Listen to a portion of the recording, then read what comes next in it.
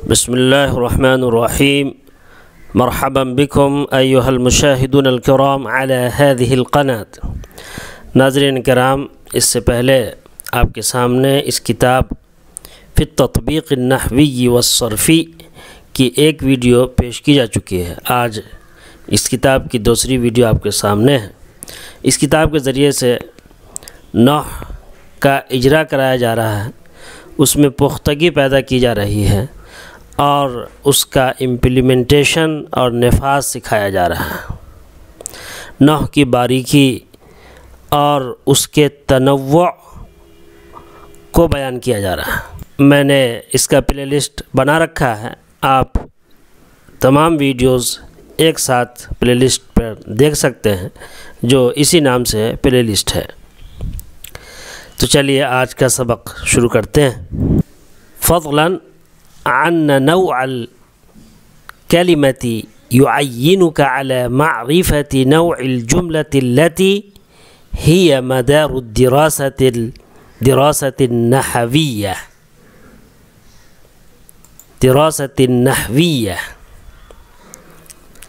مزید برآں، فضلاً عن مزید برآں، علاوہ ازیں جو اس سے پہلے اوپر باتیں پیش کی گئی ہیں اس پر مزید یہ یا اس کے علاوہ یہ ہے کہ کلمے کی قسم ان نوع الکلمہ، جو کلمہ ہے، جو لفظ ہے، اس سے پہلے اس کی تفصیل آ چکی ہے. کلمے کی قسم یعینک، آپ کو بتائے گی، آپ کو خبر دے گی، علی معرفت نوع الجملہ، جملے کی قسم کی جانکاری کا، جملے کی قسم کا پتہ دے گی آپ کو. یعینک علی معرفت نوع الجملہ، کلمے کی جو قسم ہے وہ آپ کو جملے کی قسم کا پتہ دے گی، جملے کی قسم کی معرفت کو بتائے گی. التی ہی مدار الدراسة النحویہ، یہی نحو کے مطالعے کا مدار ہے، محور ہے، مرکز ہے، سینٹر ہے. یعنی نحو کا مطالعہ اسی پر گھومتا ہے، اسی پر گردش کرتا ہے کہ کلمے کی قسم کیا ہے، اور پھر اس کلمے کی قسم کی وجہ سے جملہ کس قسم کا بنا، کس طرح کا جملہ بنا، وہ اس کا پتہ چلتا ہے. کلمے کی جو قسم ہے، آئیے اس کی مثالوں پر نظر ڈالتے ہیں. وَلْنَنْظُرْ فِي الْأَمْثِلَةِ التَّالِيَةِ، ہمیں آنے والی مثالوں میں غور کرنا چاہیے. آئیے مثال دیکھتے ہیں. نمبر 1 مثال ہے ما جاء علی، علی نہیں آیا. ما هذا بشر، یہ انسان نہیں ہے. انما محمد رسول، یقیناً محمد صلی اللہ علیہ وسلم رسول ہیں. فبما رحمت من اللہ لنت لہم، اللہ کی رحمت سے آپ ان کے لیے نرم پڑ گئے، نرم ہو گئے. آئیے اس کی تشریح دیکھتے ہیں. فأنت ترى أن الكلمة المشتركة في هذه الجمل هي ما، ولكن نوعها في بعض الجمل يختلف عنه في الجمل الأخرى. آپ دیکھ رہے ہیں کہ مشترک کلمہ، کامن کلمہ ان جملوں میں ما ہے.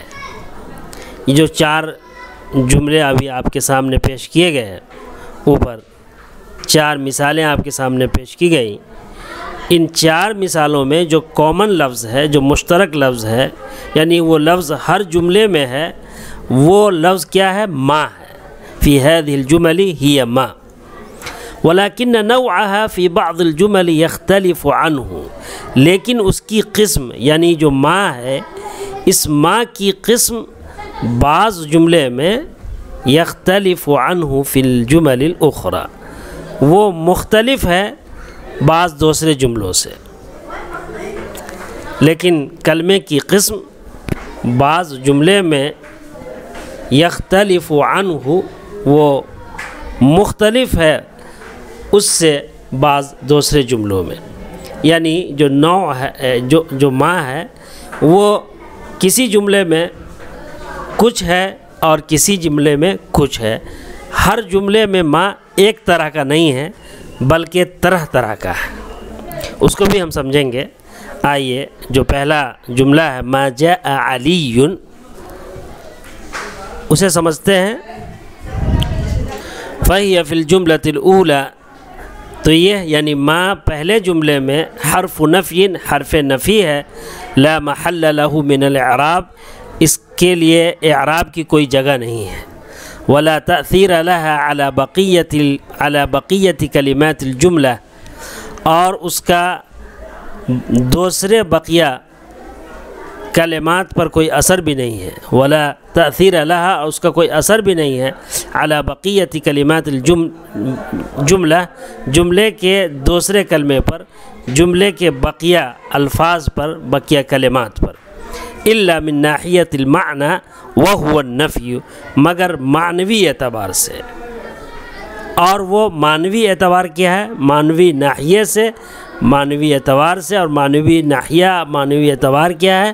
وَهُوَ النَّفْيُ، اور وہ نفی ہے، یعنی ما کے آنے کی وجہ سے معنی میں تو فرق پڑا ہے لیکن کلمے پر، دوسرے کلمے پر کوئی اثر نہیں پڑا ہے۔ جاء علی، اگر ما اس سے پہلے آ گیا، ما جاء علی، جاء علی کا مطلب تھا علی آیا، ما جاء علی کا مطلب ہو گیا علی نہیں آیا، تو ما کے آنے کی وجہ سے یہ جو جاء علی ہے اس پر کوئی فرق نہیں پڑا، البتہ اس کا جو معنی ہے اس معنی پر فرق پڑ گیا، اور وہ معنی کیا ہے؟ پہلے مثبت تھا، اب وہ منفی ہو گیا، نفی ہو گیا۔ آئیے دوسری مثال دیکھتے ہیں۔ وَهِيَ فِي الْجُمْلَةِ الثَّانِيَةِ حَرْفُ نَفْيٍ لَا مَحَلَّ لَهُ مِنَ الْإِعْرَابِ، دوسرے جملے میں جو یہ ما ہے حرف نفی ہے، اس کا بھی کوئی اعرابی جگہ نہیں ہے، اعرابی مقام نہیں ہے، وَلَكِنَّهَا عَامِلَةٌ عَمَلُ لَيْسَ، لیکن وہ عمل کر رہا ہے لیسا کا عمل کر رہا ہے، لیکن وہ لیسا کا عمل کر رہا ہے، جس طرح سے لیسا عمل کرتا ہے کہ وہ اپنے مبتدا کو رفع دیتا ہے اور خبر کو نصب دیتا ہے، مبتدا مرفوع ہوتا ہے اور مبتدا اس کا مبتدا اس کا اسم کہلاتا ہے اور خبر اس کی خبر کہلاتی ہے۔ ای انہا تؤثر علی کلمۃ الجملہ، یعنی یہ ما جو ہے وہ جملے کے کلمات پر اثر ڈالتا ہے۔ فکلمۃ ھذا اسمھا، تو یہ جو ھذا ہے، ما ھذا بشرا، یہ ما ھذا بشرا میں جو یہ ھذا ہے وہ اس کا اسم ہے، یعنی ما کا اسم ہے، مبنی علی السکون، مبنی علی السکون ہے، فی محل رفع، رفع کی حالت میں ہے۔ یہ ما ھذا جو ہے یہ مبنی ہے، ھذا مبنی ہے، مبنی علی السکون، لیکن یہ ہے حقیقت میں مرفوع، حالت کیا کہتے ہیں رفع میں ہے، رفع کی حالت میں ہے یہ۔ وَكَلِمَةُ بَشَرَ خَبَرُهَا، اور جو بشرہ ہے یہ جو ما ہے اس کی خبر ہے اور منصوب ہے بالفتحہ، فتحہ کے ذریعے سے، جیسا کہ ہم دیکھ رہے ہیں ما ھذا بشرا۔ تیسری مثال میں وَهِيَ فِي الْجُمْلَةِ الثَّالِثَةِ حَرْفٌ كَافٌ لَا مَحَلَّ لَهُ مِنَ الْإِعْرَابِ، تیسرے جملے میں جو ما ہے وہ حرف کاف ہے، اس کا بھی اعرابی کوئی جگہ نہیں ہے۔ کف ان عن العمل، اور ان نے جو ہے وہ عمل سے روک دیا ہے۔ یہ جو انما محمد رسول ہے، اس میں جو ما ہے وہ حرف کاف ہے اور اس کو ان نے جو ہے عمل سے روک دیا ہے، تو انما محمد رسول، اور یہ جو ان ما ہے یہ دونوں مل کر کے حصر کا معنی پیدا کرتا ہے، تاکید کا معنی پیدا کرتا ہے، زور پیدا کرتا ہے جملے میں کہ یقیناً بے شک بالتاکید محمد رسول ہیں۔ تو اس میں جو ما ہے یہ بھی الگ ما ہے، تو یہاں پر ابھی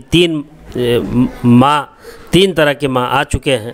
اب جو چوتھا ما ہے وہ ہم اگلے ویڈیو میں اس کو ہم سمجھیں گے۔ امید ہے کہ بات سمجھ میں آ گئی ہوگی، اگر کوئی بات سمجھ میں نہ آئی ہو تو کمنٹ باکس میں پوچھ سکتے ہیں۔ چینل کو سبسکرائب کریں، لائک کریں۔ مع السلامہ۔